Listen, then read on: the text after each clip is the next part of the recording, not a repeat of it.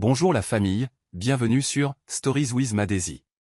S'il vous plaît, abonnez-vous et laissez-nous un j'aime, cela compte énormément pour nous. Partagez également cette vidéo avec vos amis et vos proches, et activez la cloche des notifications pour ne pas manquer nos futures vidéos. Merci d'avance. Installez-vous confortablement et détendez-vous pendant que nous plongeons dans l'histoire. Clara Mitchell épousa Henry Lawson par un doux après-midi de printemps, le genre de journée qui semble assez douce pour promettre un bonheur simple. Elle portait une robe en dentelle de location et des chaussures une demi-pointure trop grande, rembourrant le bout avec du mouchoir plié pour pouvoir glisser jusqu'à l'autel sans trébucher. Dans la salle paroissiale après la cérémonie, elle riait doucement lorsque les vieilles femmes louaient sa nature calme, et les hommes serraient la main d'Henry, le traitant d'homme chanceux. Clara les croyait. Après des années à vivre frugalement avec son père veuf, à repasser des chemises le soir et à prendre des bus à l'aube pour un travail de bureau qui ne payait jamais tout à fait assez, elle voulait du repos, de la compagnie, une cuisine avec une fenêtre, la chaleur d'appartenir à quelque part. Henry, avec son sourire confiant et ses projets pour une petite entreprise de logistique, lui semblait être une porte s'ouvrant sur toutes les pièces où elle n'était jamais entrée. Elle mémorisa son visage alors qu'il lui donnait le gâteau, mâchoire carrée, yeux vifs, une promesse. Lorsqu'ils atteignirent le minuscule appartement qu'ils pouvaient se permettre, elle pressa sa paume contre le mur frais et murmura « Merci pour ce commencement ». Henry lui embrassa les cheveux et dit « Nous allons construire vite, Clara. Tâche juste de suivre. » Elle promit qu'elle le ferait, toujours. Pendant leur première semaine, Clara apprit les contours de l'espoir et de l'ambition dévorante d'Henry. Il scotcha des croquis d'itinéraire de livraison au-dessus du bureau et régla des alarmes à 5 heures du matin, buvant son café comme un défi. L'élan, disait-il en tapotant la table. On ne peut pas avoir l'air pauvre, même si on l'est. Elle hochait la tête et redressait les rideaux achetés d'occasion, cachant leur ourlet effiloché derrière des plis soignés. Le soir, elle préparait un ragoût avec des morceaux de viande bon marché et écoutait pendant qu'il décrivait les clients qu'il décrocherait un jour. Quand l'inquiétude pinçait sa voix, elle lui prenait la main et disait « Nous y arriverons ». Il la regarda longuement et répondit « Alors ne me ralentis pas ». Le mot la blessa, mais elle se dit qu'il parlait du monde, pas d'elle. Elle repassait ses chemises avec une concentration souriante et laissait des petits mots dans son sac repas, de minuscules encouragements. « Tu es capable. Je suis fier. » Parfois, quand il se sentait plus doux, Henry posait son menton sur sa tête et murmurait « Tout est une question de maths, Clara, entrée, sortie, mise à l'échelle. » Elle répondit « Et de grâce. » Il rit à ce mot. La grâce ne signe pas de contrat. Elle serra ses doigts. Peut-être qu'elle ouvre des portes. Elle continuait à respirer calmement, choisissant la patience plutôt que la panique chaque soir seule. La première critique arriva, enveloppée dans un compliment. « Tu es merveilleusement constante, Clara, » dit Henry un matin, fixant son assiette. « Les œufs ont exactement le même goût chaque jour. » Il sourit sans douceur et elle comprit qu'il voulait quelque chose de différent, de plus vif, de plus salé. Elle s'ajusta discrètement, des herbes supplémentaires, une nouvelle poêle dénichée dans un bac de réduction, un soupçon de crème gardée pour le vendredi.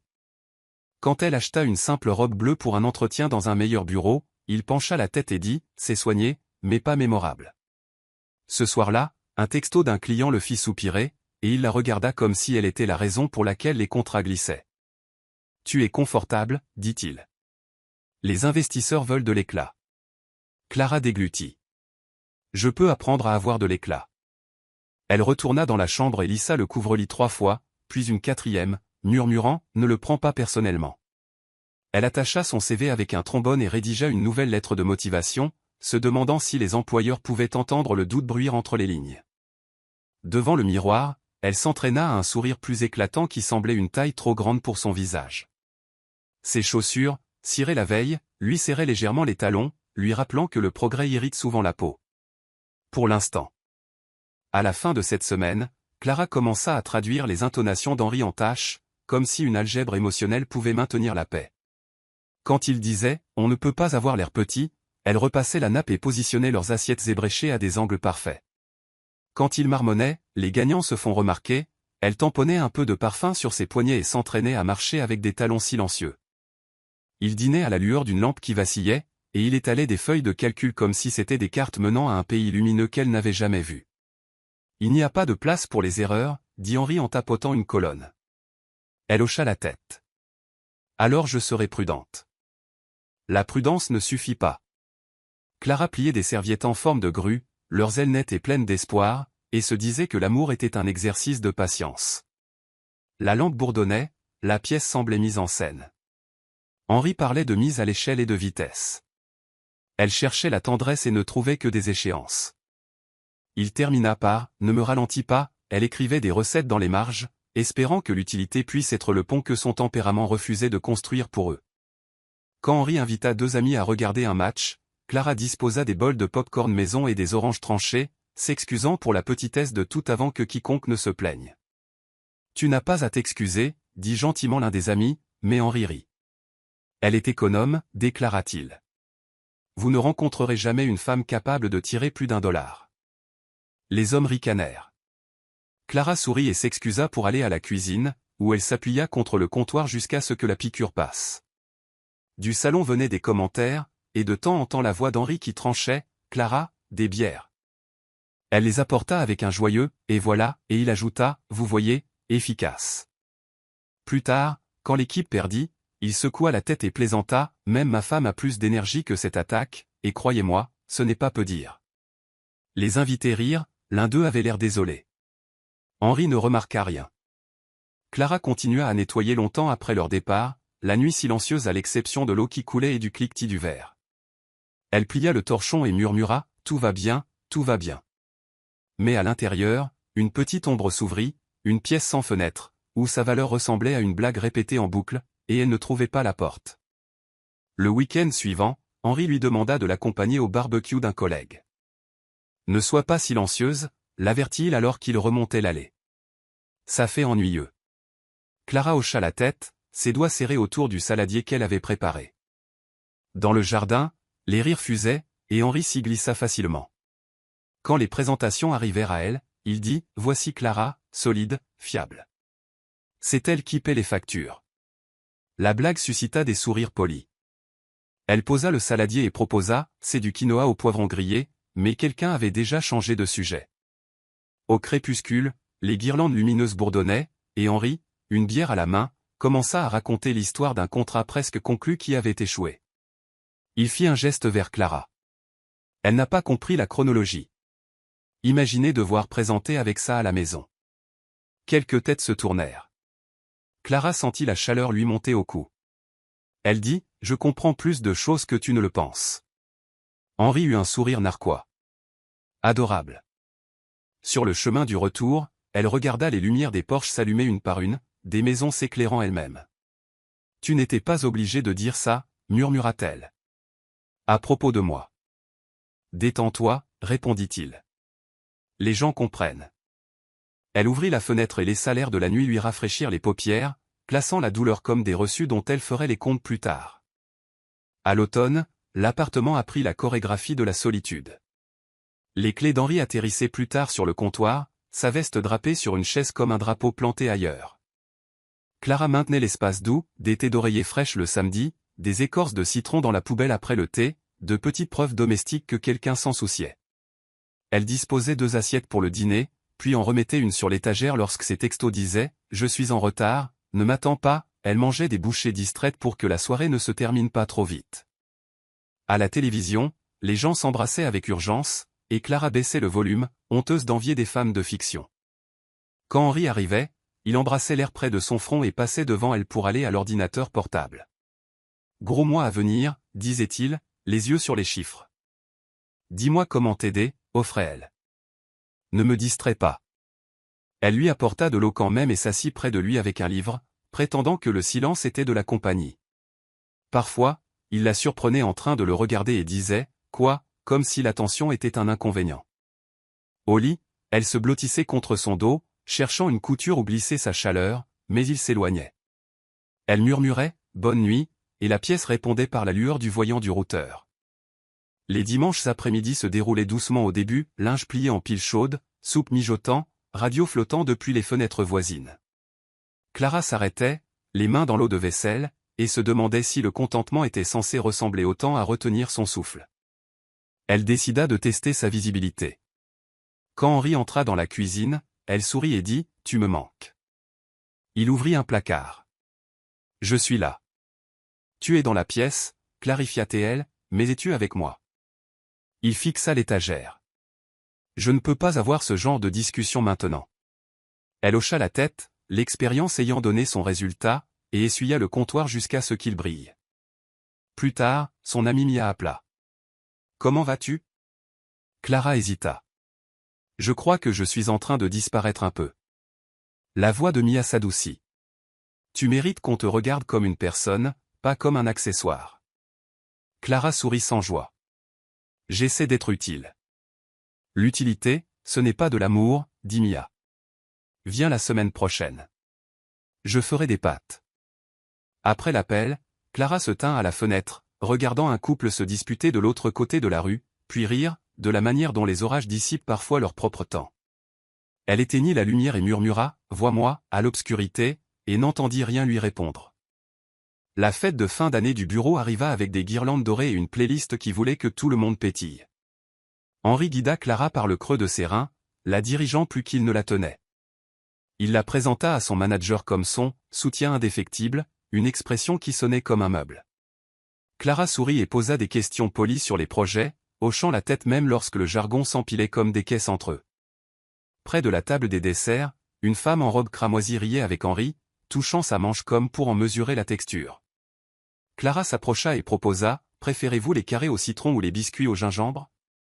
Les yeux de la femme parcoururent la robe de Clara, puis revinrent vers Henri. « Gingembre, » dit la femme, à peine. Henri ajouta, « Clara cuisine comme une scientifique, résultat prévisible. » La femme rit. Clara sentit quelque chose de délicat en elle prendre l'eau. Elle s'excusa pour aller aux toilettes où elle pressa des serviettes en papier fraîche sur son cou et murmura, « Tiens bon. » Sur le chemin du retour, elle entendit Henri dire, « Elle est gentille, mais c'est une provinciale. Mon monde a besoin de bruit. » Clara s'arrêta dans le couloir, fixant une affiche de motivation encadrée sur l'excellence, et pensa douloureusement à quel point elle avait appris à être silencieuse. À l'intérieur, cette nuit-là dans le VTC qui les ramenait, Clara essaya à nouveau. « Est-ce que je te fais honte ?» demanda-t-elle, la voix prudente. Henri faisait défiler son téléphone. « Tu es très bien. » « Très bien, ce n'est pas la même chose que fier. » Il leva les yeux, irrité. « Tu veux que je mente et que je te dise que tu es éblouissante? Nous ne jouons pas dans la même ligue. » Elle soutint son regard. « Je peux apprendre. » Il renifla. « On ne peut pas apprendre le glamour. Soit on l'a, soit on ne l'a pas. » Le chauffeur actionna son clignotant et Clara regarda la ville défiler, les lumières cousant une couture qu'elle ne pouvait pas franchir. À la maison, elle accrocha son manteau et dit, « Dis-moi ce que tu attends de moi. » Henri haussa les épaules. Moins de poids mort, plus de brillant. Je fais le lit, je cuisine économique, j'écoute. N'est-ce pas ça, le brillant? Ça, c'est de l'entretien, dit-il. Le brillant, c'est du spectacle. Elle s'enlaça elle-même, essayant d'empêcher la chaleur de s'échapper. Je t'ai épousé par amour, murmura-t-elle. Il laissa tomber ses clés dans le bol. L'amour ne se met pas à l'échelle. Clara resta immobile, les mots se déposant comme de la poussière sur une surface qu'elle venait de nettoyer, et se demanda combien de temps un cœur pouvait retenir sa respiration avant de s'évanouir complètement. Elle résolut de bouger plus doucement, tout en étant vue, un paradoxe qu'elle portait docilement. Quotidiennement. Mia invita Clara à prendre le thé dans son minuscule appartement, où tout était dépareillé et aimé. La vapeur embuait la fenêtre, tandis qu'une bouilloire cliquetait doucement, comme si elle respirait avec elle. « Tu amincis » dit Mia, sans méchanceté. Clara rit. « C'est ce que fait un budget. » Mia lui tendit une tasse. « C'est ce que fait l'inquiétude. » Clara traça le bord de la tasse du bout du doigt. Henri est ambitieux. C'est une saison. Les saisons changent, dit Mia, mais les tempêtes aussi ont des noms. Clara sourit. Tu es dramatique. Je suis descriptive, répondit Mia. Dis-moi une seule chose qu'il fait qui te fait te sentir tenue. Clara chercha au plafond un exemple facile, et ne trouva que la lumière d'une toile d'araignée. Il travaille dur, dit-elle. Mia hocha la tête, attendit. Le silence s'installa, chaud et glacial à la fois. Tu peux dire que tu es malheureuse, murmura Mia. Clara secoua la tête. Je suis patiente. La patience envers ce qui te nuit devient de la participation, dit doucement Mia. Une larme surprit Clara. Elle l'essuya avant qu'elle ne puisse signifier quelque chose. Elle termina son thé et serra Mia dans ses bras, promettant de revenir, et rentra chez elle avec l'étrange sensation qu'on avait enfin incliné un miroir vers son visage. Les lampadaires formaient des flaques à ses pieds, nommant le sol qu'elle revendiquait à peine. Pourtant, Henri était rentré avant elle, tapant rapidement, les épaules rigides, comme s'il se préparait à un vent imaginaire. « Encore Mia » demanda-t-il sans lever les yeux. « Le thé » dit Clara. « Elle pense en sentiment » répondit-il, de la façon dont certaines personnes disent « moisissure ». Clara posa son sac. « Les sentiments sont des données. Les sentiments sont un poids mort, contrat-il. Nous avons besoin de portance. » Elle regarda le curseur clignoter sur son écran, un petit phare pulsant sur un travail non sauvegardé. « J'essaie d'être ce qu'il faut pour ça, dit-elle. Il lui jeta un regard, puis, calibre-toi. L'émotion coûte cher. Clara ouvrit une fenêtre malgré le froid et laissa la nuit souffler la vérité sur ses joues. « Est-ce que tu me choisis toujours » demanda-t-elle soudainement. Henri repoussa sa chaise, surpris. « Ne commence pas. Je choisis notre avenir. Je suis dans cet avenir. » Ses yeux vacillèrent. « Si tu arrives à suivre. » Elle hocha lentement la tête, rangeant la condition dans une boîte étiquetée dans sa poitrine. Dans le silence qui suivit, elle trancha des pommes, les posa sur une petite assiette entre eux, et tenta de croire qu'offrir de la douceur pouvait convaincre la faim d'être aimable. Elle se disait que le mariage était un marathon, mais chaque borne kilométrique ressemblait à un miroir la montrant amincie, constante, et plus éloignée d'elle-même. Quotidiennement. L'hiver pressa son nez contre les fenêtres et embua les vitres. À l'intérieur, Clara empilait les couvertures comme des arguments contre les courants d'air. Henri commença à rentrer plus tard, envoyant des invitations de calendrier au lieu d'explications. Elle regardait l'horloge glisser après minuit avec l'attention résignée d'un gardien de sécurité. Quand il rentrait, il se déplaçait dans les pièces comme un voyageur qui savait qu'il avait réservé un autre vol avant l'aube. « Tu es gelé » dit Clara une nuit, tendant la main vers lui. « Le travail » répondit-il en s'écartant. Elle resta là, les mains vides, comme si elle avait laissé tomber quelque chose de fragile. Au lit, elle se roula vers son côté et ne trouva que la forme de son absence refroidissant le drap. Elle murmura une blague, « Tes ronflements me manquent », mais l'air ne rit pas en retour. Le matin, elle glissa une chaufferette dans la poche de son manteau au cas où la journée le mordrait. Plus tard, elle la trouva inutilisée sur la table. Elle l'épingla sur le tableau de liège à côté d'une photo de leur mariage, les deux artefacts ressemblant à un avant et un après qui refusaient d'avoir un sens ensemble. Elle se prépara une camomille, tint la tasse contre son sternum et s'entraîna à respirer lentement, une répétition pour survivre sans applaudissements. Un mardi, Clara rédigea un message qui disait « Pouvons-nous parler du fait que tu rentres si tard ?» et le fixa jusqu'à ce que les lettres se brouillent. Elle le remplaça par « J'espère que ta réunion se passe bien. » Henri répondit par un pouce levé et un émoji d'horloge, une reconnaissance sans conversation. À midi, elle passa devant une vitrine où des mannequins portaient des manteaux aux couleurs vives et pensa à en essayer un, quelque chose de rouge, quelque chose qui s'annonçait. À la place, elle entra dans la pharmacie et acheta des vitamines promettant de l'énergie. Ce soir-là, elle prépara la soupe et toucha son couvert, puis le débarrassa intact et mangea seule à nouveau. Quand il arriva après minuit, elle répéta des phrases dans sa tête, alignées comme des chaussures près d'une porte. « Vois-tu quelqu'un » était la première paire. « Me vois-tu » était la seconde. Henri embrassa l'air près de sa joue et dit « Grosse journée demain. » Clara hocha la tête et répondit « Tu me veux dedans ?» Il fronça les sourcils. « Ne ramène pas ça au sentiment. » Elle laissa les phrases défaire leurs lacets et retourner dans le placard. « Bonne nuit » dit-elle doucement, et le sommeil mit du temps à venir, comme s'il était réticent à être témoin du silence continu. Elle compta les respirations jusqu'à ce que le matin se détende. Le premier signe irréfutable arriva un jeudi, plié dans le linge. Clara, triant les chemises par habitude, s'arrêta sur un col où une légère trace de corail s'incurvait comme une signature négligente. Elle la toucha et sentit une petite secousse électrique, non pas de surprise, mais de reconnaissance. Son corps avait su avant que son esprit ne veuille y consentir. Elle lava la chemise 2 fois, puis la tint à la lumière, regardant la tache s'estomper sans disparaître. Ce soir-là, Henri entra avec une eau de Cologne qui n'était pas la sienne, une douceur qui n'appartenait pas à leur foyer. Nouveau client, demanda Clara en posant le dîner sur la table. Réseautage, dit-il, souriant à son téléphone. A-t-elle apprécié la présentation? Clara laissa le pronom s'échapper comme un oiseau. Les yeux d'Henri se levèrent vers elle, amusés. La jalousie est inefficace. Elle inspira, expira. La vérité est efficace. Il haussa les épaules et mangea, complimentant l'assaisonnement comme si c'était un échange raisonnable contre son cœur inquiet. Après la vaisselle, elle se tint à l'évier et pressa ses mains contre le comptoir jusqu'à ce que ses jointures pâlissent, comme si elle pouvait se maintenir entière par la seule force de sa poigne. Dans le miroir au-dessus de l'évier, son visage paraissait stable, mais ses yeux répétaient des tempêtes. Pendant des heures. Le lendemain matin, Clara plaça la chemise lavée sur le lit, le col ouvert comme une question. Henri y jeta un coup d'œil et en attrapa une autre. « Tu as manqué une tâche, dit-elle calmement. Il ne regarda pas, « Tu projettes. » Elle sourit, d'une manière douce et effrayante. « Je perçois. » Il la contourna pour aller au placard.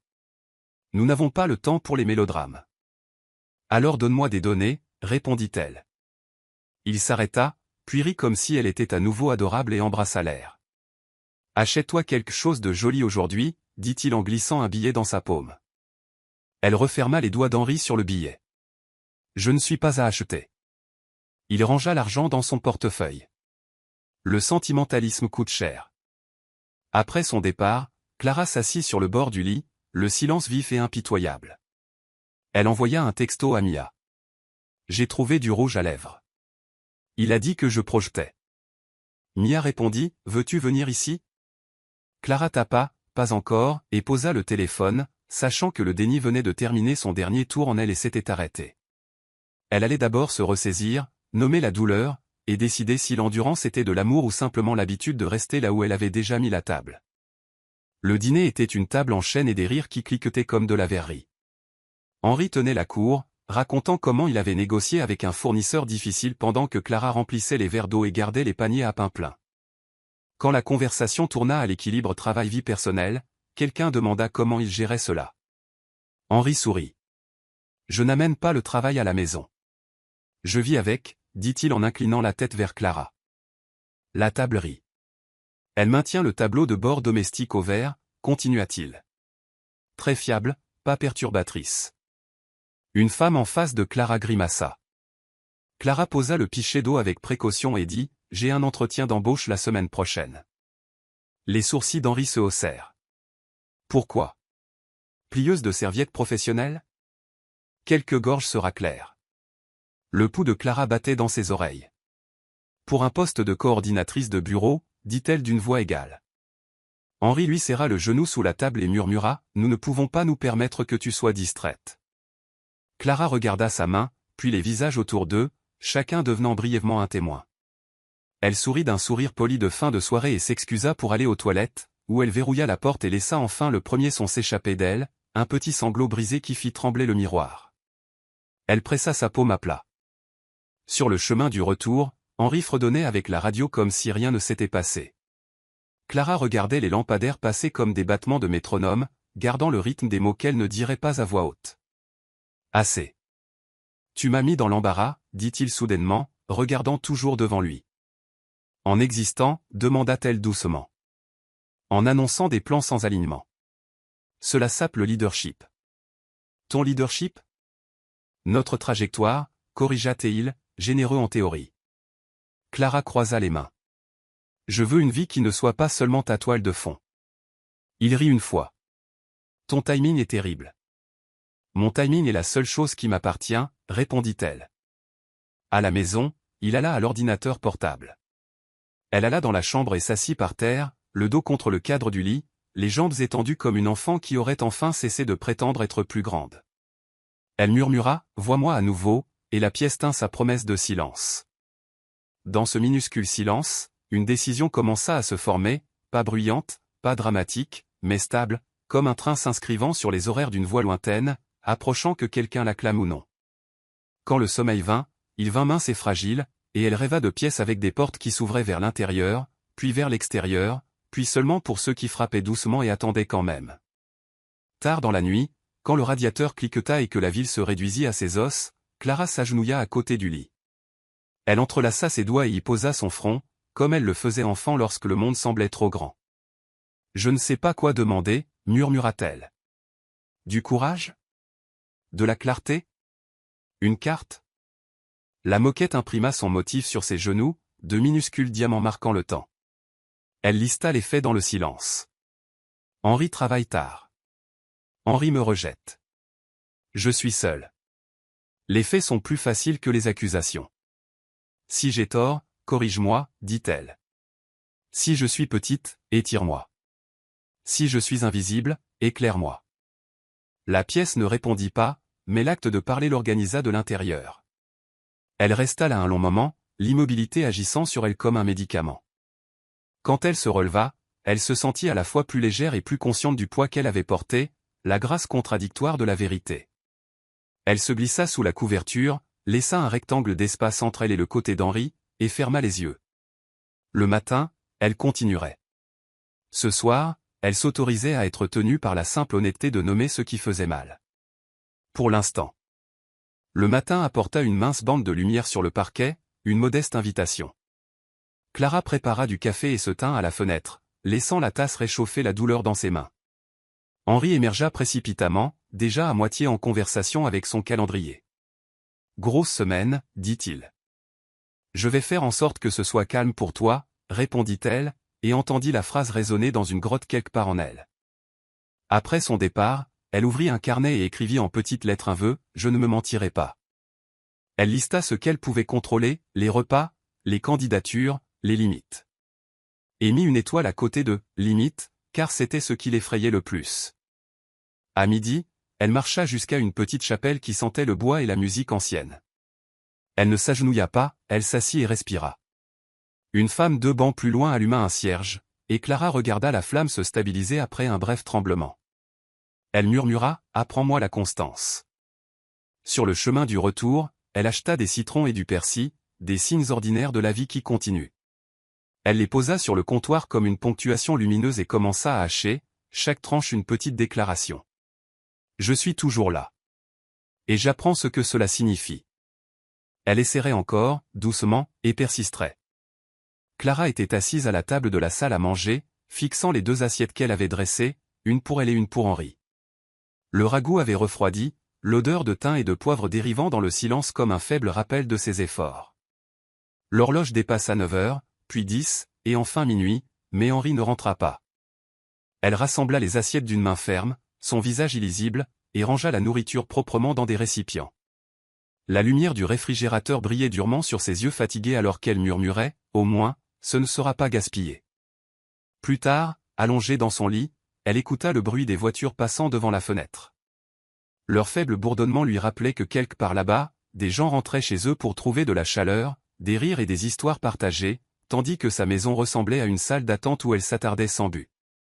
Elle se tourna du côté d'Henri, pressant sa paume contre le drap froid, prétendant que son absence n'était qu'un inconvénient temporaire plutôt que le début d'une habitude. Le lendemain matin, Clara trouva Henri dans la cuisine, déjà habillé pour la journée, sirotant son café sans un regard pour elle.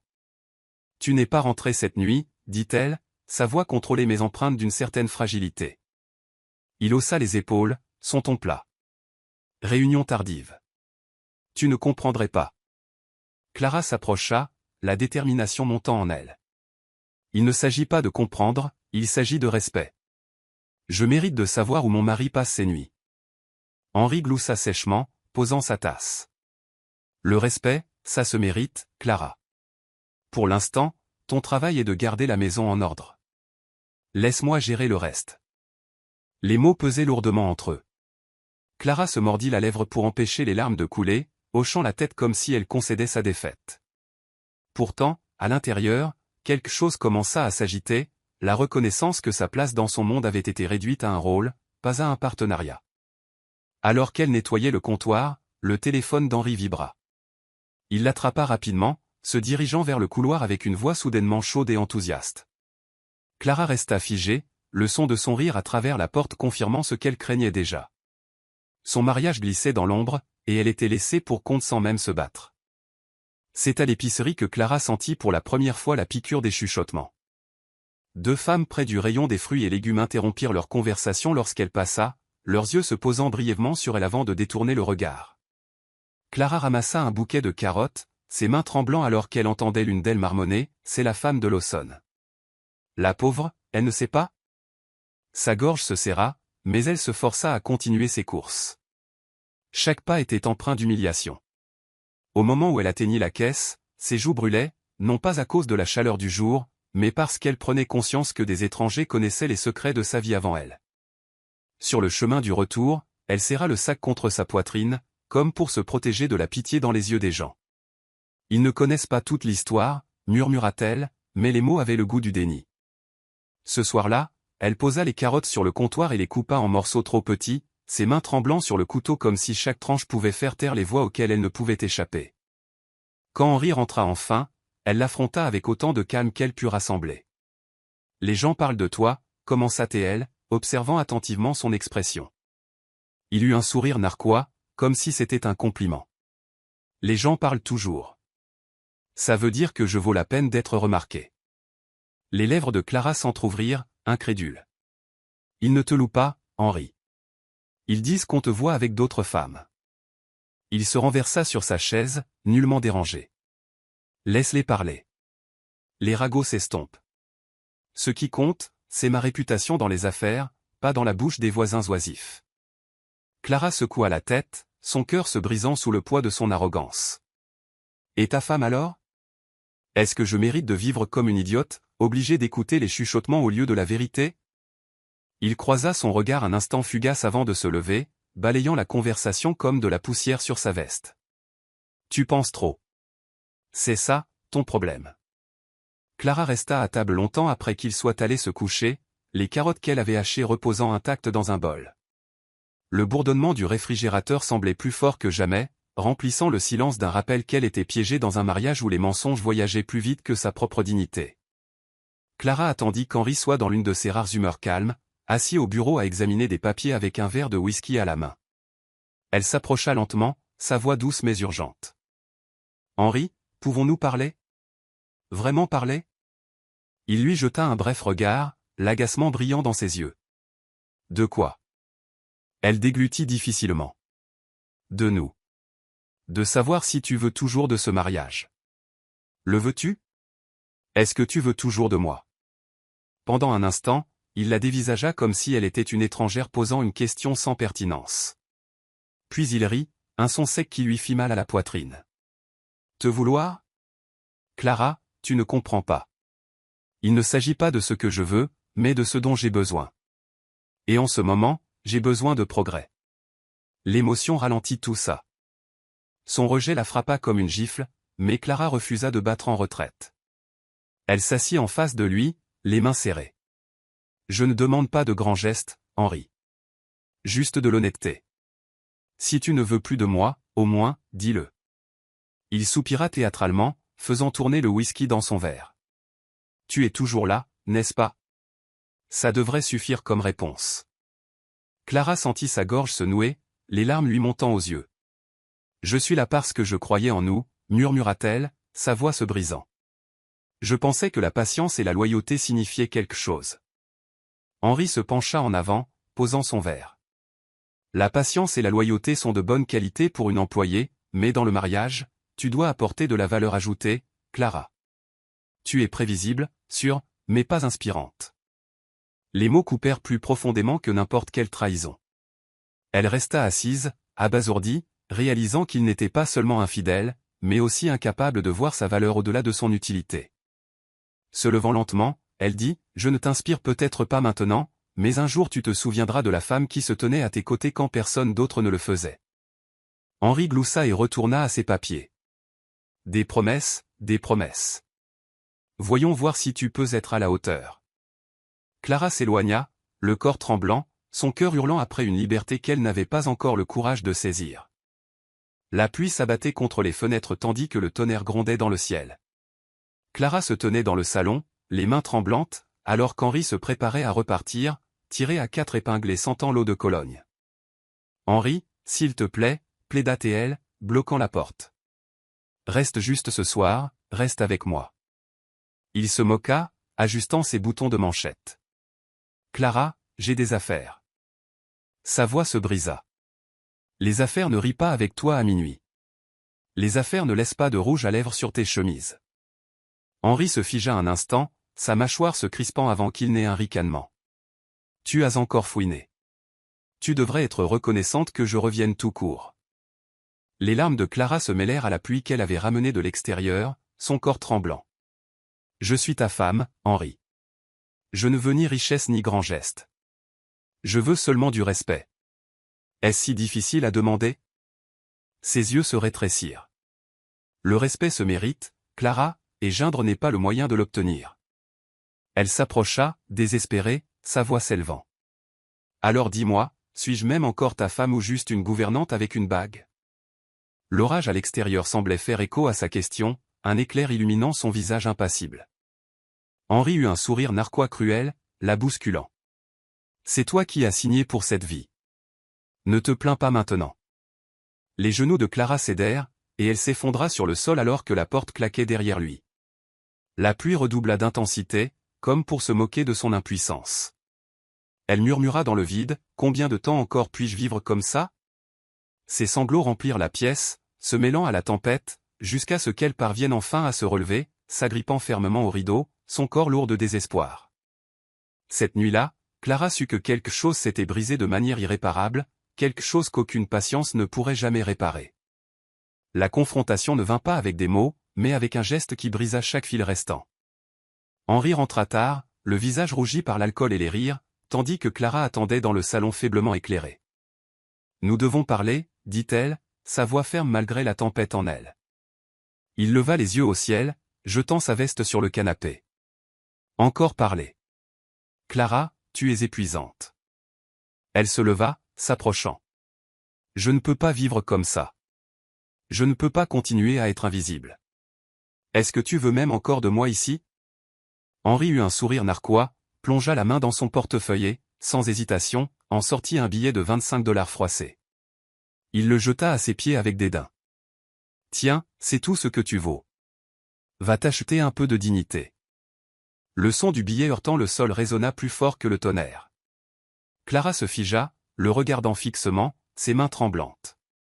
Pendant un long moment, le monde sembla suspendu, le seul son étant sa propre respiration superficielle. Lentement, avec une dignité déchirante, elle se pencha et ramassa l'argent. Elle regarda Henri, ses yeux débordant de larmes, mais flamboyant de quelque chose de plus fort. « Tu le regretteras, » murmura-t-elle doucement, sa voix portant un poids qu'Henri rejeta d'un haussement d'épaule. Des menaces en l'air, marmonna-t-il en se servant un verre. Sans un mot de plus, Clara se dirigea vers la porte, les 25$ serrés fermement dans sa main. Elle ne fit pas de sac, elle ne regarda pas en arrière. La pluie dehors s'était calmée en un crachin, comme si l'orage n'était passé que pour faire place à un nouveau départ. Alors qu'elle s'avançait dans la nuit, le billet froissé pressé dans sa paume, Clara réalisa que ce qu'Henri avait voulu être une humiliation pourrait bien devenir la graine de sa destinée. Elle marcha dans l'obscurité, brisée mais non courbée, ses larmes se mêlant à la brume, portant déjà en elle les premières étincelles d'une vengeance silencieuse. La nuit était froide, les lampadaires jetant des halos sombres sur le trottoir humide alors que Clara marchait sans but, ses chaussures trempées par la pluie précédente. Le billet de 25$ était chiffonné dans son poing, les bords humides à force d'être serrés par ses mains tremblantes. Chaque pas résonnait comme un verdict. Elle avait laissé derrière elle non seulement sa maison, mais aussi la dernière illusion d'être chérie. L'air sentait faiblement la terre mouillée et les gaz d'échappement, et bien que sa poitrine lui fasse mal de chagrin, elle continuait à avancer, craignant que si elle s'arrêtait, le poids de tout cela ne l'écrase. « Pourquoi n'étais-je pas assez ?» se murmura-t-elle, sa voix à peine audible au-dessus du vrombissement de la ville nocturne. Des taxis ralentissaient à côté d'elle, le chauffeur baissant la vitre pour demander « Besoin d'une course, mademoiselle ?» Elle secouait la tête rapidement et continuait à marcher. Accepter une course lui semblait être une reddition. Ce soir, elle avait besoin de sentir chaque pas douloureux. Les visages des étrangers défilaient, flous, personne ne s'arrêtant, personne ne sachant que le monde d'une femme s'était brisé quelques heures auparavant. Elle resserra sa prise sur le billet. « S'il pense que c'est tout ce que je vaux, » pensa-t-elle, alors je ne laisserai pas cela être ma fin. Au moment où Clara atteignit le quartier familier de sa meilleure amie, Mia, ses jambes tremblaient d'épuisement. Elle resta devant la porte plusieurs minutes avant de frapper, sa fierté luttant contre son désespoir. Quand Mia ouvrit la porte, en pyjama et tenant une tasse de thé, ses yeux s'écarquillèrent à la vue des vêtements trempés et du visage strié de larmes de Clara. « Clara, oh mon Dieu, que s'est-il passé ?» Clara força un sourire, qui vacilla. « J'avais juste besoin d'un endroit pour respirer. » Mia la tira à l'intérieur sans un mot de plus, l'enveloppant dans une couverture et la guidant vers le canapé. Alors que Clara s'asseyait, les épaules affaissées, elle murmura « Il m'a donné 25 $ et m'a dit que c'était tout ce que je valais. » Le visage de Mia se durcit de fureur, mais elle dit doucement « Alors, que cette nuit soit celle où tu arrêtes de le laisser te définir. » Clara enfouit son visage dans la couverture, ses larmes coulant librement. « Je ne sais pas qui je suis sans lui, » admit-elle. Mia s'agenouilla à côté d'elle, lui serrant les mains. « Alors ce soir, nous commençons à le découvrir. Tu es plus que sa cruauté, Clara, tu l'as toujours été. » Pour la première fois depuis des années, Clara s'autorisa à croire que ces mots pouvaient être vrais. La lumière du soleil se déversait doucement dans le salon de Mia, mais pour Clara, la journée arriva, lourde et malvenue. Elle resta assise sur le canapé, toujours enveloppée dans la couverture, fixant le billet de 25 $ sur la table basse comme s'il détenait les réponses à toutes ses questions. Ses yeux étaient gonflés, son corps raide à cause du sommeil agité qui était venu par fragments. Mia entra doucement, posant une tasse de thé fumante à côté d'elle. « Tu n'as pas beaucoup fermé l'œil, dit-elle gentiment. Clara hocha la tête, sa voix un murmure creux. « Je ne sais même pas par où commencer. Ma vie n'est que cendre. » Mia s'assit à côté d'elle. « Les cendres peuvent encore faire pousser quelque chose de nouveau, mais d'abord tu dois manger. » Clara fixa le thé, son reflet déformé dans la vapeur et demanda « Pourquoi n'étais-je pas assez ?»« J'ai cuisiné, j'ai nettoyé, je l'ai soutenu, sa voix s'éteignit, brisée. Mia prit sa main. « Parce qu'il est brisé, Clara, pas parce que tu le hais. Tu ne peux pas passer ta vie à prouver ta valeur à quelqu'un qui te jette. » La vérité la piqua, mais au fond, Clara savait que c'était une vérité dont elle avait besoin. Pourtant, le vide dans sa poitrine restait vaste et implacable. Les heures passèrent en silence, rompues seulement par le cliquetis des tasses et le tic-tac de l'horloge de Mia. Clara se leva finalement et se dirigea vers la fenêtre, regardant les enfants se poursuivre dans la rue en bas. Leur rire montait comme quelque chose d'un monde lointain auquel elle n'appartenait plus. « Penses-tu qu'il est possible de se reconstruire » demanda-t-elle soudainement. Mia sourit faiblement. « Non seulement possible, mais nécessaire.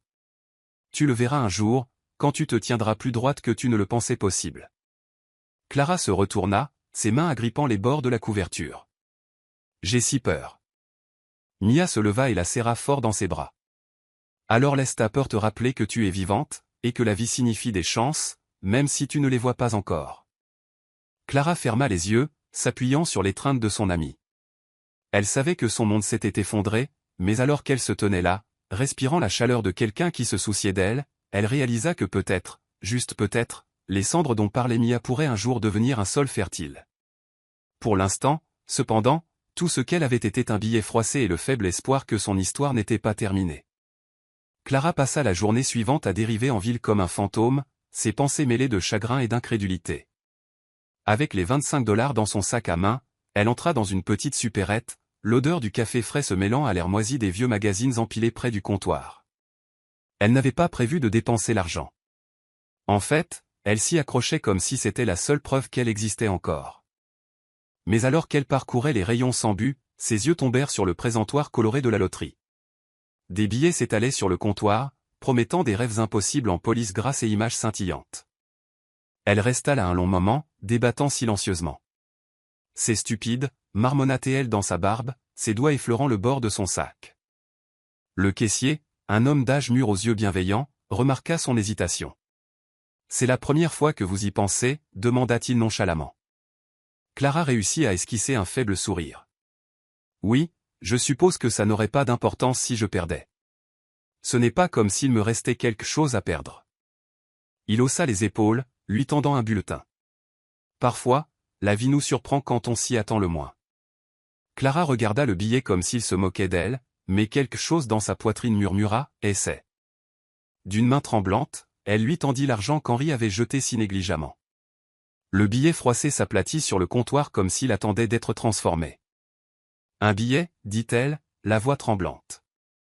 Le caissier le déchira et le glissa vers elle. Bonne chance, madame. Clara le glissa dans son sac, le cœur lourd d'ironie. Sur le chemin du retour, elle rit amèrement. Henri trouverait ça pathétique, murmura-t-elle, dépenser le seul argent que j'ai pour un rêve. Mais alors qu'elle entrait dans l'appartement de Mia plus tard dans la soirée, elle tenait le billet comme un talisman secret. Elle ne le dit pas à Mia, pas encore. Elle le plia simplement avec soin dans son carnet et le plaça sur la table de nuit. Allongée, éveillée cette nuit-là, elle pensa à la façon dont la vie l'avait dépouillée de sa dignité, mais maintenant elle tenait un bout de papier qui portait la plus faible lueur de possibilité. Ce n'est rien, se dit-elle fermement. Pourtant, alors qu'elle fermait les yeux, elle ne pouvait ignorer la petite étincelle d'espoir qui réchauffait sa poitrine, fragile, presque invisible, mais vivante. Les jours se transformèrent en semaines, et Clara oublia presque le billet alors qu'elle essayait de recoller les morceaux de sa vie quotidienne. Elle postulait à des emplois, nettoyait l'appartement de Mia en signe de gratitude, et remplissait ses soirées de promenade tranquille, laissant l'air frais apaiser son esprit meurtri. Mais peu importe à quel point elle essayait de se concentrer sur le présent, la douleur de la trahison persistait, pesant sur elle comme une ombre constante.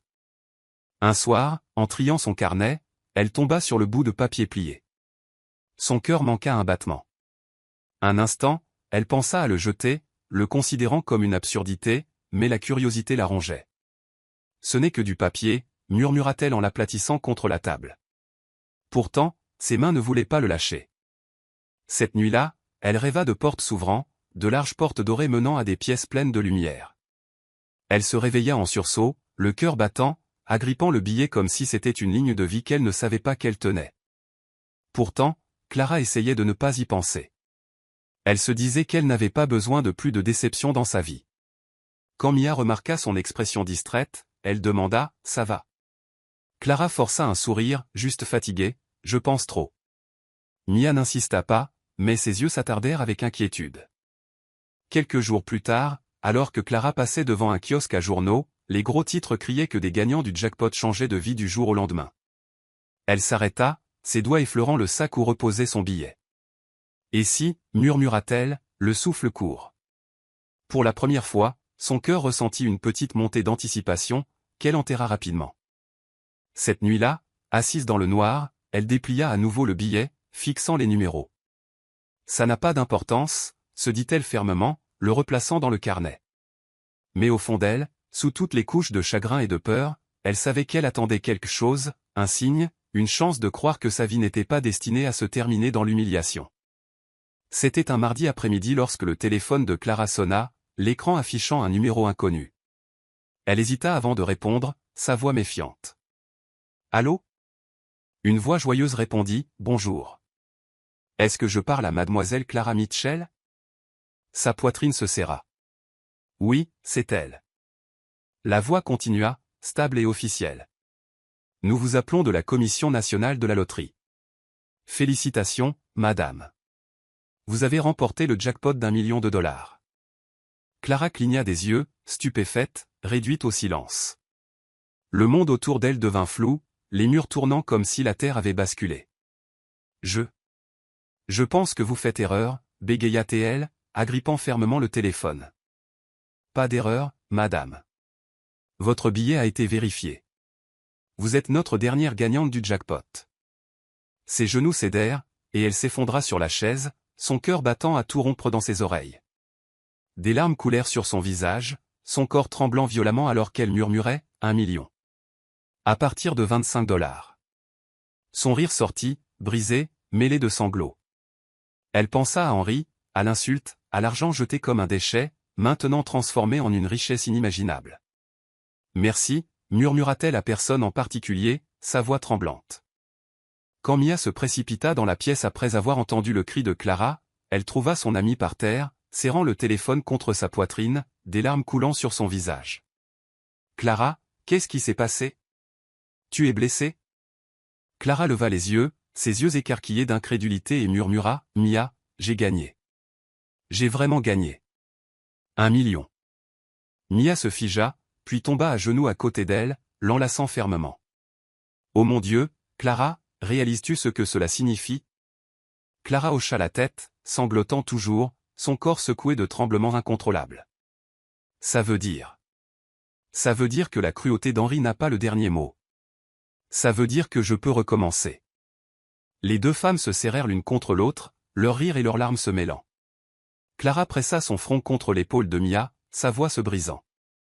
Il m'a dit que je valais $25, mais maintenant.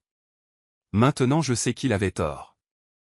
Mia lui prit le visage entre ses mains, souriant à travers ses larmes. Non, Clara, tu as toujours valu plus. Maintenant, le monde en a enfin la preuve. Pour la première fois depuis des années, Clara s'autorisa à croire que sa vie pouvait contenir plus que de la douleur. Que peut-être, juste peut-être, le destin l'avait choisi pour quelque chose de plus grand. Le matin après que la nouvelle se soit installée dans ses os, Clara rencontra un avocat recommandé par le cousin de Mia. Son bureau était calme, bordé d'étagères de livres de droit épais et de certificats soigneusement encadrés sur les murs. Il écouta patiemment Clara expliquer sa situation, ses gains, son mariage brisé, et la peur que son mari, dont elle était séparée, puisse essayer de réclamer ce qui n'était pas à lui. L'avocat, Maître Harrison, se pencha en arrière dans sa chaise, tapotant un stylo contre son bloc-notes. Clara, l'argent change tout. Il attire la famille, les amis, les étrangers, et malheureusement, les prédateurs. Vous devez vous protéger soigneusement. Clara croisa nerveusement les mains. Mais comment? Je ne sais même pas par où commencer. Maître Harrison ajusta ses lunettes et répondit, premièrement, ne criez pas votre gain sur les toits. Gardez le silence, même avec les gens en qui vous pensez avoir confiance. Deuxièmement, créez des garde-fous, de nouveaux comptes, des investissements sécurisés, et des structures légales qui tiendront les opportunistes à l'écart. Clara hocha lentement la tête, absorbant chaque mot. Pour la première fois depuis l'effondrement de son mariage, elle avait l'impression que quelqu'un l'armait, lui donnant des outils au lieu de blessures. Avant qu'elle ne parte, Maître Harrison posa une main sur les papiers sur son bureau. Il y a encore une chose, dit-il fermement. Ne laissez jamais la culpabilité guider vos décisions. On vous a fait sentir petite pendant trop longtemps. Cette richesse est la vôtre, et vous avez le droit de la protéger. Clara expira d'une voix tremblante, sa poitrine se serrant à ces mots. On ne m'a jamais dit ça avant, admit-elle. Il lui offrit un sourire rassurant. Alors laissez-moi être le premier. Vous n'êtes plus une servante. Vous êtes une femme de pouvoir, et vous devez l'utiliser sagement. Clara se leva, ses pas chancelant, mais sa détermination se durcissant à chaque instant. En lui serrant la main, elle murmura « Merci. Je n'oublierai pas. » En sortant à la lumière du soleil, Clara serra le dossier de documents qu'il lui avait donné. Le monde semblait soudainement vaste et dangereux, mais aussi ouvert d'une manière qu'il ne l'avait jamais été. Elle se murmura, cette fois, je ne serai pas négligente avec mon avenir. Clara emménagea dans une modeste maison en périphérie de la ville, loin de l'appartement qui avait contenu ses chagrins. Les murs étaient nus, les meubles simples, mais c'était à elle. Chaque lampe, chaque chaise, chaque coin tranquille n'appartenait qu'à elle. Le premier matin, elle prépara du café et s'assit près de la fenêtre, regardant le soleil se lever sur le jardin qu'elle avait l'intention de planter. Elle murmura « C'est à moi », et les mots semblaient étranges mais libérateurs. Elle passa les jours suivants à ouvrir de nouveaux comptes bancaires, comme Maître Harrison l'avait conseillé, transférant soigneusement les gains dans des endroits sécurisés. Au magasin, elle acheta des carnets pour noter chaque dépense, déterminée à ne pas laisser l'argent lui glisser entre les doigts. Je ne le gaspillerai pas, se dit-elle en écrivant soigneusement les chiffres en rangées. Chaque étape prudente lui rappelait qu'elle n'était plus la femme qui avait mendié des miettes d'affection. Elle se reconstruisait. Mia lui rendit visite un week-end, apportant des fleurs pour égayer le salon. « Tu t'en sors bien » dit-elle en les posant sur la table. Clara sourit faiblement. « Ça ne semble pas encore réel. Je m'attends toujours à me réveiller et à trouver Henri en train de se moquer de moi. » Mia secoua fermement la tête. Cette fois, il n'aura pas le dernier mot. Cette maison, cette paix, c'est ta preuve que tu lui as survécu. Clara toucha doucement les pétales, ses yeux s'adoucissant. J'entends encore sa voix, Mia, me disant que je suis petite, indigne. Mia se pencha en avant. Alors noie cette voix avec de nouvelles. Plante ton jardin, remplis ses pièces de rire, et laisse chaque jour te rappeler que tu as dépassé son ombre. Clara hocha la tête, sa poitrine se gonflant d'une détermination tranquille. Plus tard cette nuit-là, seule à nouveau, elle se tint dans l'embrasure de sa chambre, écoutant l'immobilité. Le silence ne se moquait plus d'elle.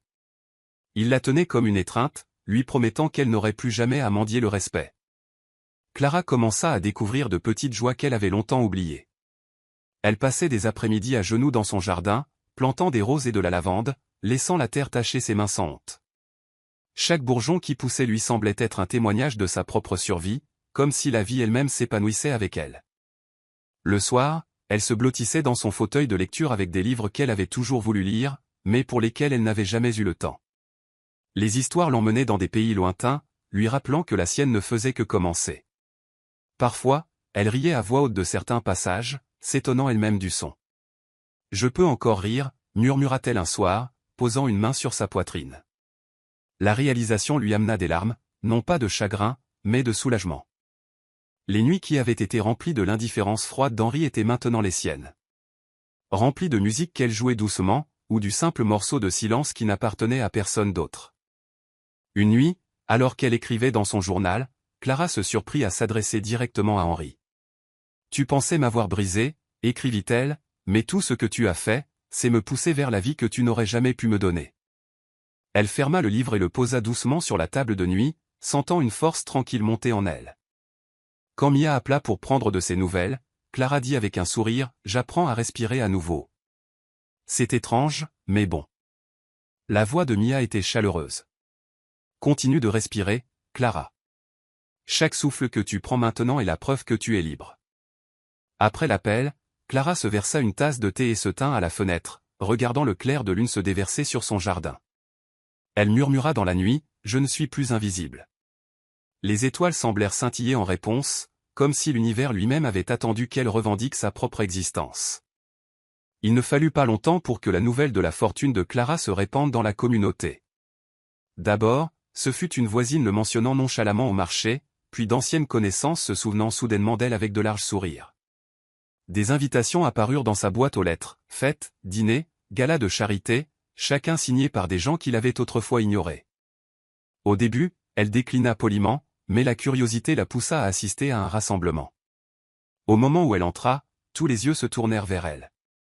Une femme qu'elle connaissait à peine se précipita, s'exclamant, « Clara, ma chérie, il faut absolument qu'on se rattrape. » Clara sourit poliment, bien qu'à l'intérieur elle sente la fausseté la presser de toutes parts. Plus tard, elle entendit deux hommes murmurer, « C'était la femme d'Henri, tu te souviens ?» Drôle comme la fortune trouve les plus banales. Les mots la piquèrent, mais elle releva la tête plus haut, refusant de se recroqueviller comme elle l'avait fait autrefois. Cette nuit-là, Mia la mit en garde gentiment. Les gens ne te contactent pas parce qu'ils se soucient de toi. Ils voient ta richesse, pas tes blessures. Clara hocha la tête, sa mâchoire se crispant. Je sais, mais laisse-les parler. J'ai vécu pire que des chuchotements. Mia l'étudia attentivement. Es-tu prête si Henri l'apprend? Les yeux de Clara se durcirent. Qu'il l'apprenne. Qu'il rage. Je ne me coucherai pas cette fois. Elle se versa un verre d'eau, ses mains stables. L'argent ne me définit pas, Mia, mais je l'utiliserai pour m'assurer que plus jamais personne ne me définira. Mia sourit tristement. Je ne veux juste pas que tu sois à nouveau blessée. Clara posa sa main sur celle de son amie. J'ai déjà été brisée une fois. Ce qui reste maintenant, c'est seulement de la force. Même en parlant, elle sentait la vérité de ces mots brûler en elle, une force qui serait bientôt mise à l'épreuve. Clara était dans son jardin quand elle le vit à nouveau. La silhouette familière d'Henri était appuyée contre la voiture noire garée près du trottoir, son sourire narquois aussi aiguisé que jamais. Pendant un instant, son cœur s'emballa de sa vieille peur, mais elle se redressa, la terre collant à ses gants, et soutint son regard sans broncher. Il s'approcha lentement, ses yeux balayant sa maison. « Joli coin, dit-il suavement. Je suppose que mes 25 $ sont allés plus loin que je ne le pensais. » Clara retira ses gants délibérément, sa voix calme. « Cette maison n'est pas à toi, Henri. Rien ici ne t'appartient. » Il gloussa, s'approchant. « Oh, mais c'est là que tu te trompes. Cet argent était le mien, et tu l'as utilisé pour bâtir cette fortune. Selon la loi, cela me donne des droits. » Les yeux de Clara se rétrécirent. « Tu me l'as jeté comme un déchet. Tu as dit que c'était tout ce que je valais. Ne déforme pas l'histoire maintenant. Henri se pencha vers elle, sa voix basse. Alors je prendrai ce qui m'appartient. 75%, une part équitable, tu ne penses pas. Clara croisa les bras, son expression stable, bien que son pouce accélère. Tu n'obtiendras rien de moi. Henri eut un sourire narquois. Tu m'oublies, Clara. J'obtiens toujours ce que je veux. Tu ne tiendras pas longtemps contre moi. Elle recula, son ton sec. Tu me sous-estimes, Henri. Je ne suis pas la femme que tu contrôlais autrefois. Il pencha la tête, amusé. Nous verrons bien. Sur ce, il s'éloigna, ses pas lents, délibérés, une promesse de guerre. Clara le regarda partir, ses mains tremblant légèrement, mais ses yeux brûlaient de détermination. Elle se murmura, si c'est une bataille qu'il veut, je lui en donnerai une. Mais cette fois, c'est moi qui la terminerai. Henri se présenta au portail de Clara la semaine suivante, vêtu d'un costume impeccable, son arrogance plus tranchante que la brillance de ses chaussures. Clara n'ouvrit la porte que de quelques centimètres, mais il fit passer ses mots à travers l'entrebâillement comme du poison. J'ai parlé à un avocat, annonça-t-il avec satisfaction. Ces $25 étaient un capital de départ. Tu me dois 75% de tes gains. Clara leva le menton, sa voix froide. Tu ne m'as donné que de l'humiliation. Cet argent n'était pas un cadeau, c'était une insulte. Et tu le sais. Henri eut un sourire narquois, les yeux brillants. Peu importe ce que tu en penses. Ce qui compte, ce sont les preuves. Je peux prouver que tu as utilisé mon argent pour acheter le billet. La poigne de Clara sur la porte se resserra, son pouce stabilisant. Alors prouve-le au tribunal. Je ne te livrerai pas ma vie juste parce que tu cries assez fort. Son sourire vacilla brièvement, mais il se reprit. Je te traînerai en justice jusqu'à ce que tu craques, Clara. Ne sous-estime pas à quel point je peux être odieux. Elle s'avança dans l'embrasure de la porte, ses yeux rivés dans les siens. Alors souviens-toi de ceci, je sais déjà à quel point tu es odieux. Tu ne peux pas briser ce que tu as déjà essayé de détruire. À l'intérieur de la maison, Clara s'effondra sur une chaise, son cœur battant à tout rompre. Elle appela Mia immédiatement, sa voix basse mais contrôlée. Il a commencé sa guerre. Mia soupira lourdement. Tu dois te préparer. Il n'arrêtera pas tant qu'il ne t'aura pas saigné à blanc. Clara hocha la tête, serrant le téléphone. Je ne le laisserai pas faire. J'ai vécu sa cruauté une fois, je ne le referai pas. Mais cette fois, je dois être intelligente. La voix de Mia s'adoucit. Alors laisse-lui croire qu'il gagne. Laisse-le tomber droit dans son propre piège. Clara expira, ses lèvres formant une ligne mince. C'est exactement ce que j'ai l'intention de faire. Elle posa le téléphone et regarda sa maison tranquille. La peur qu'elle avait ressentie plus tôt avait commencé à se durcir en quelque chose de plus fort, de plus aiguisé. Elle murmura dans l'immobilité, il pense qu'il joue à un jeu, mais il ne sait pas que j'ai déjà commencé à écrire les règles. Le harcèlement d'Henri s'intensifia rapidement. Il envoyait de longues lettres condescendantes remplies de jargon juridique, suivies d'appels téléphoniques nocturnes dégoulinant de venin. Tu ne peux pas te cacher derrière ton petit avocat éternellement, ricana-t-il un soir. Le monde entier sait que tu as utilisé mon argent. Tout le monde verra l'escroc que tu es. Clara écouta tranquillement, puis répondit, le monde verra aussi l'homme qui a réduit sa femme à $25. Veux-tu vraiment que cette histoire soit racontée? Il y eut un silence sur la ligne avant qu'Henri ne marmonne, tu as développé une langue bien pendue, Clara. N'oublie pas, je t'ai appris la discipline. Elle sourit amèrement. Tu m'as appris la survie, Henri, et j'ai bien appris ma leçon. Elle mit fin à l'appel et s'assit dans l'obscurité, son corps tremblant, mais sa résolution intacte. Les menaces étaient sans fin, des lettres glissaient sous son portail. Des rumeurs circulaient en ville selon lesquelles elle était une voleuse, et même de fausses accusations étaient envoyées à ses candidatures d'emploi. Mais chaque insulte, chaque attaque ne faisait que lui rappeler qui elle avait été, et qui elle était déterminée à ne plus jamais être. Un après-midi, elle rencontra Maître Harrison, qui étala la pile de menaces d'Henri sur son bureau.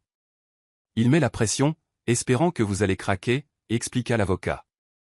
Clara croisa les bras. Il ne sait pas que la pression m'a déjà remodelé. J'ai été endurci par pire que cela.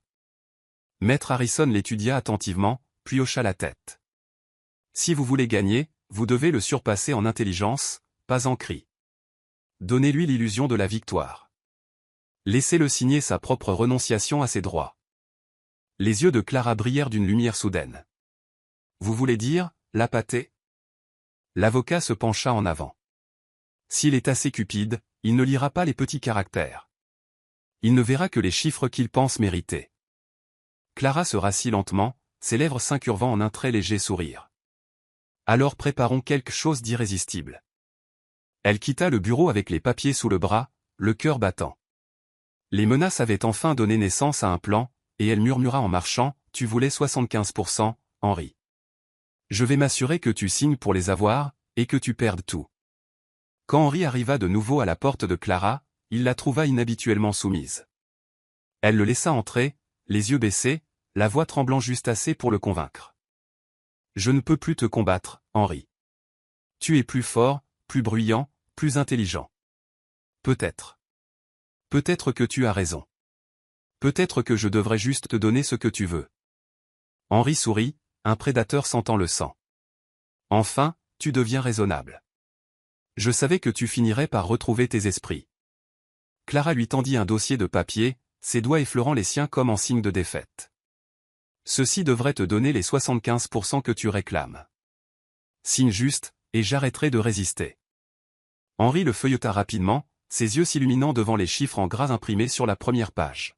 « Voilà qui est mieux, marmonna-t-il en sortant un stylo de sa poche. Clara se força à garder une expression neutre, bien que son cœur batte violemment dans sa poitrine.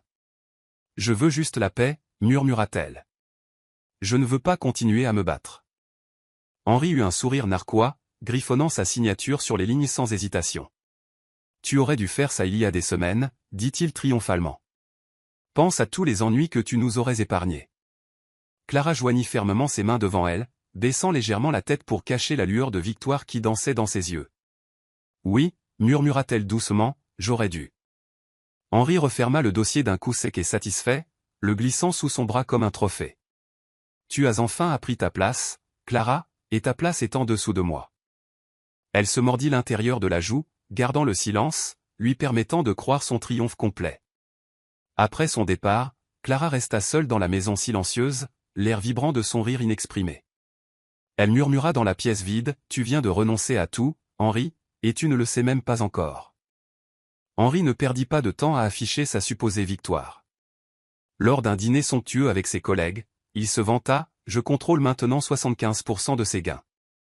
Imaginez 1 million, presque tout à moi. » Ses compagnons levèrent leurs verres, certains avec admiration, d'autres avec un jugement silencieux. Henri se renversa sur sa chaise, suffisant. Elle a toujours été faible, prévisible. Il a suffi de mettre la pression, et elle a craqué. Je vous l'avais dit, je gagne toujours.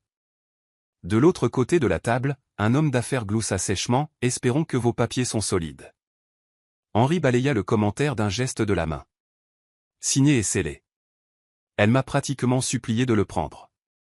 Des rires éclatèrent, mais sous tout cela, son arrogance brillait plus fort que le lustre. Il trinqua, déclarant, à la domination.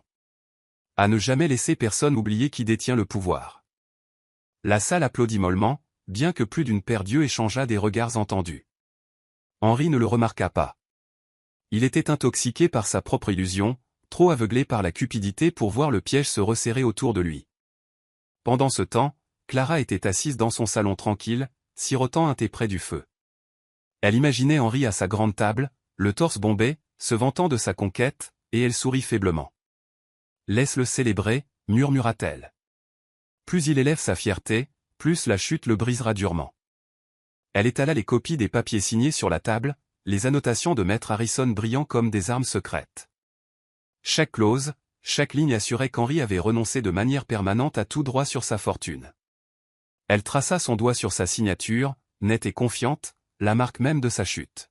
« Tu m'as toujours cru faible, » murmura-t-elle à la lumière crépitante du feu, « mais tu n'as jamais réalisé que le silence n'était pas de la soumission. C'était de la stratégie. » La chaleur des flammes lui caressait le visage alors qu'elle se penchait en arrière, ressentant une satisfaction qui n'était ni bruyante ni vengeresse, mais calme, délibérée et complète.